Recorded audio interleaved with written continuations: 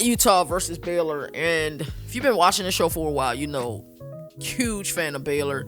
I looked at what they can do from an offensive perspective. I thought this defense will be much better than it has been because that's Dave Aranda's calling. But this defense has been so frustrating this year. Baylor is so frustrating to watch. Each and every week, I feel like Sawyer Robinson has to put his cape on, and that's just not right. It ain't right at all. It really isn't, and it's frustrating. They're 5-4 in the season. Pretty much a foregone conclusion. You know, I thought this team could compete for a Big 12 title this year because I knew it would be up kind of in the opening. I didn't think Arizona State would repeat as conference champions. That's just the way that the Big 12 works. But 5-4, it's they're difficult to watch. It's tough to watch Baylor. I'll tell you that. Kyle Whittingham, 7-2. Utah is playing the way that Utah likes to play. They play with winning the war of attrition on the line of scrimmage. They play with a great deal of aggression. And being able to go out there in the portal and going to go get Devon Dampier has really changed what success looks like for this team this year. You think about how abysmal last year was for Kyle Whittingham and company. That wasn't to the standard that Kyle Whittingham has set during his tenure there in Salt Lake City. It just wasn't to his standard. So to see them playing, they're right there in the thick of things for the Big 12 championship. And if they get there, they win. They do make it to the CFP. But there's just a team that they don't match really well. I seen them play BYU. They had BYU. Texas Tech, and that was in Salt Lake City. Texas Tech put hands and feet on this team, but I think they've gotten better since then. We've seen what they did to Cincinnati, so I'm liking their chances. They have an opportunity to compete in this conference. So let's go ahead and talk about the away team first, as we always do. So Jason Beck, offensive coordinator at Utah. It's really positionalist offense, and that's kind of the new trend. It's very trendy type of thing that they like to say. It's trendy in the NBA. It has been trendy in the NBA for a very long time. But in college football, that's what they like to say. And you see, Utah will get versatile. They'll put a receiver and running back. They'll do whatever the hell they want to do. But they maximize versatility and mismatches. But the way that they do it in a way that, hey, we're going to control this line of scrimmage. We're going to play physical up front. And that starts with Spencer Fano and the Fano boys, man, because his brother play on the defense too, man. They're just ball players, bro. They're 100% ball players. And then we look at what Devon Dampier has been able to do. 1,500 yards on the season, 15 touchdowns, and I think you see him at his best where things get a little chaotic. Those off-script plays, he's going to make them. He's dangerous in the run game. For me, the key to victory for any team playing Utah is minimize his effectiveness outside of the pocket. Really, try to minimize it. Because once he started doing that, his team, he started making plays. His team started getting behind him. They're a really difficult team to beat. But this is what we expected when Utah went to the Big 12. Even in its inaugural season, we was like, yo, Cam Rising healthy? Yeah, Utah can do damage in the Big 12 this year just with the physicality they play with and that Kyle Whittingham mantra and approach of being aggressive. I thought they could have been a shoo-in to be in a Big 12 championship a season ago, but it's just not how it worked. A lot of injuries, but this year they're right there in the thick of things, and yes, they can win this conference. Make no mistake about it. Even though I don't like the matchup with them and Texas Tech. But style makes fights. We just have to see what that look like again. From the defense side of the ball, Morgan Scaly, who is kind of the shoo-in for the heir apparent, so when Kyle Whittingham does decide to retire, really physical. Really physical. It's a multiple 4-2-5. It's based on leverage, physicality, gap integrity. They are going to play physical. They're going to punch you in your mouth. They may even get a couple penalties, but they're going to play with great aggressiveness. And the most difficult thing to do when you're really aggressive is to play discipline. And I think Morgan Scaly has been able to walk that line pretty well. They're going to play aggressive, but they're also going to be disciplined in their aggressiveness. And this defense is only allowing 14.2 points per game. That's 8th in the country. That's outstanding.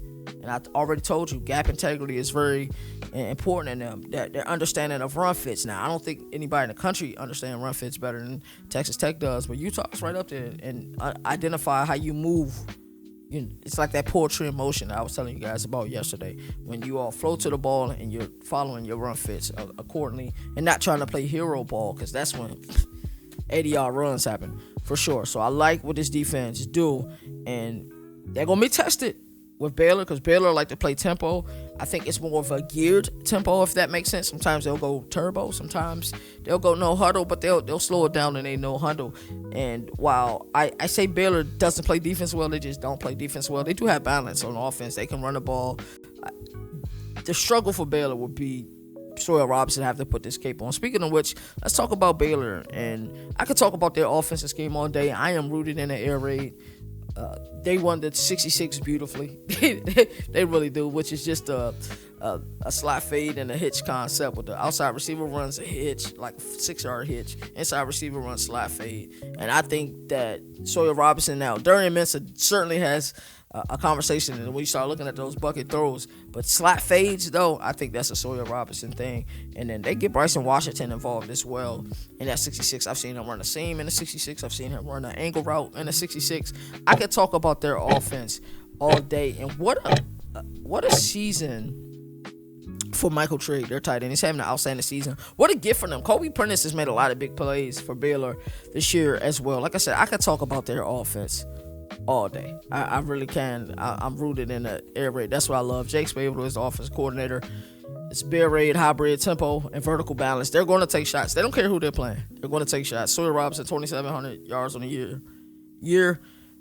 26 touchdowns. I think he had like 7 interceptions on the season. Michael Trigg is a dog. 706 yards, 6 touchdowns. I think when you understand the air raid, you understand it's a scheme versus skill set.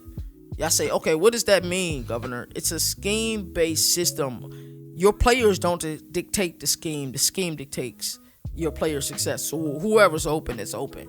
And that's why I feel like Lincoln Riley has made that maturation. And, brother, no, I got a player on the outside who can make plays. Let me find interesting ways to get him the ball. And I feel like Jake Spavital and company isn't there yet. And the reason that I say they aren't there yet is because they have a stud wide receiver who isn't even getting as many touches as he can. He's dynamic, and he looks like a running back. He absolutely looks like a running back. Seen him in person at Big 12 Media Days. Josh Cameron is just an absolute dog, and he's just, to me, in my opinion, he's not getting enough touches. Last year, we seen him turn like, I talked about the 66, which is that hit slash fade concept. I've seen him take 5-6 yard hitches, break 2 tackles, and go 50-60 yards. That's what we've seen in 2024. We've seen it a little bit, but they haven't found a way to like force him the ball. So I think that's the next step for Jake Spavital. Get your playmakers the ball. It's difficult. I know the air raid is a scheme based, it's a numbers based. Hey, the system dictates who's open. But find a way to get Bryson Washington the ball. That's my issue with them. But Baylor has a turnover problem. They are 122nd in the nation in turnover margin. Yes, their offense has turned over the ball, but defensively, they need to force more turnovers. I watched the entire Auburn game. They could not get stops. The offense played tremendously. They just could not get stops.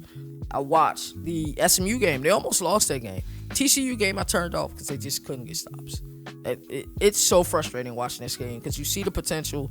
Sawyer Robertson's last year in college, and it's, in my opinion, it's being wasted. Defense, everybody in the Big 12 runs like hybrid defenses just because it's a pass-heavy conference. It really is. You do have outliers for that, of course, in the BYUs of the world, in the Texas Tech is balanced, and the BYU of the worlds, and who else is really run-centric? Utah is run-centric as well, but it's a pass-heavy conference, though, and it's approach, so I think they're 3-4, but I think it's an adaptable 3-4 in all honesty. But they're terrible defensively. Give up 382 yards per game. That's 100, and they're 113 versus the run, bro. Opponents are converting over 40% on third down. That's abysmal. That is bad. And they're about to get tested against Utah's top 3 rushing attack, bro. Like, I don't like that. And then Utah's conversion rate is 53%. So you're looking at a team that's terrible or getting off the field on third downs, and a team that's great at getting first downs on third down. So I don't like it at all, man. It's really a struggle. Yards per play, Utah 6.7, Baylor at 6.3. But I always say I think the good teams are really above 6.2. Turnover margin +1, Baylor -8. I'm sorry, +1 Utah. They're 60th. -8 for Baylor. They're 122nd.